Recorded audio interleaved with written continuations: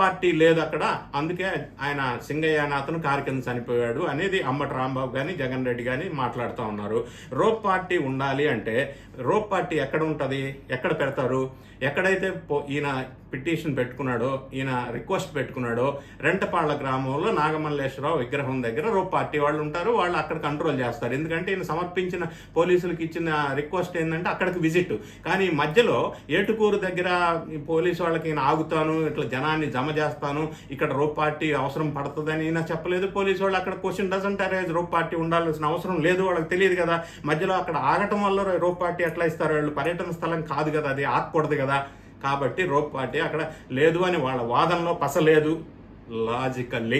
Next point ఏంటంటే 4వ point, ఆ కారు కింద ఆ కోడినో పిల్లినో నిమ్మకాయనో రుద్దినట్టు రుద్దేసి చనిపోవడానికి కారణమైనప్పుడు హాస్పిటల్కి తీసుకెళ్లకుండా, అంబులెన్స్ని పిలవకుండా, కనీసం ఆగకుండా, చూడకుండా, పట్టించుకోకుండా, అసలు ఏమి ఖాతరు చేయకుండా దాన్ని పక్కకి దొబ్బేసి సింగయ్యని హిట్ అండ్ రన్ లాగా వెళ్ళిపోవటం అనేది మానవత్వం ఉన్న మనిషి చేసే పనేనా? కాదు కదా. అదో పాయింట్. నెక్స్ట్ పాయింట్ ఏంటంటే జగన్ రెడ్డి గారు మాట్లాడుతున్నారు. 5వ పాయింట్, నా పర్యటనకి ఆంక్షలు ఎందుకు పెట్టారని అడుగుతున్నారు. మరి ఆంక్షలు ఎందుకు పెట్టారని అడుగుతున్న జగన్ రెడ్డి గారే మళ్ళీ అడుగుతున్నారు. గవర్నమెంట్ డ్రైవరే కదా డ్రైవ్ చేస్తారు, సెక్యూరిటీ ఇవ్వాల్సింది పోలీసులే కదా అంటారు. మరి ఆంక్షలు అతిక్రమించి ఈయన సెక్యూరిటీ ఇవ్వలేదని మాట్లాడటం లాజిక్ కాదు. అది ఏ విధంగా కూడా హేతుబద్ధమైన వాదనగా కాదు.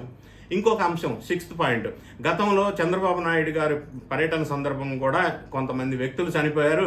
మరి అప్పుడేమి ఇట్లా కేసులు పెట్టలేదు కదా. ఇదొక పాయింట్. దీనికి లాజికల్గా నేనేమంటానంటే గతంలో 2022 డిసెంబర్లో చంద్రబాబు నాయుడు గారి కందుకూరు పర్యటన సందర్భంలో తొక్కిసలాట జరగటం వల్ల 8 మంది చనిపోయారు. ఈ జగన్ రెడ్డి గారు ఇప్పుడు మాట్లాడుతుంది దాన్ని కంపేర్ చేసి అప్పుడేం దాన్ని కంపేర్ చేస్తున్నారు.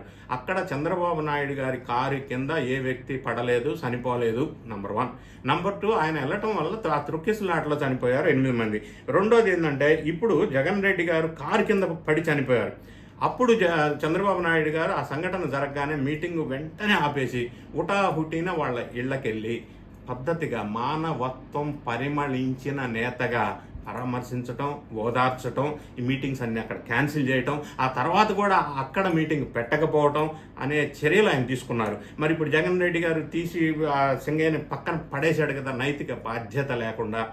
ఈ రెండు ఎట్లా సేమ్ అవుతాయి అనేది ఒకసారి మనం ఆలోచించుకోవాలా.